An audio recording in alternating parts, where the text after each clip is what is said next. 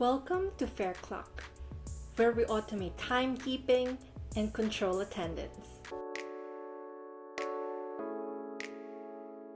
Hi, I'm Shine, and in this tutorial, I will be guiding you through the process of viewing schedules in the mobile time clock application.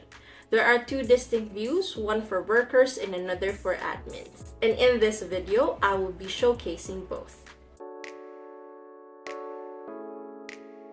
Once your administrator sets up the mobile time clock app, you'll have 4 different ways to view your schedule depending on the mode set by the admin.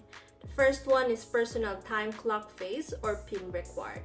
The second is personal time clock no phase or pin. Third is reports only, and the last one is group time clock. Follow the steps specific to your device mode to easily check your shifts and stay updated on your work hours. Let us start with personal time clock, phase or pin required, and group time clock. Open your mobile time clock app, tap worker start to begin facial recognition.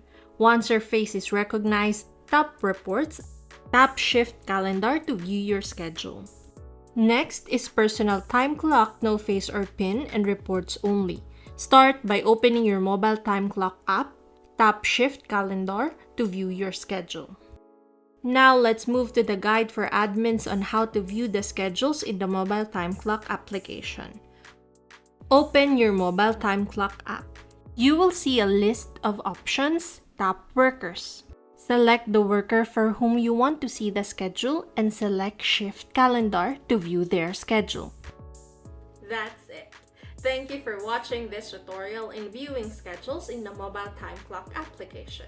For more guides and tips, be sure to visit our help center at support.fareclock.com. Also, don't forget to like this video and subscribe to our YouTube channel for more video tutorial updates. Happy time tracking! Bye!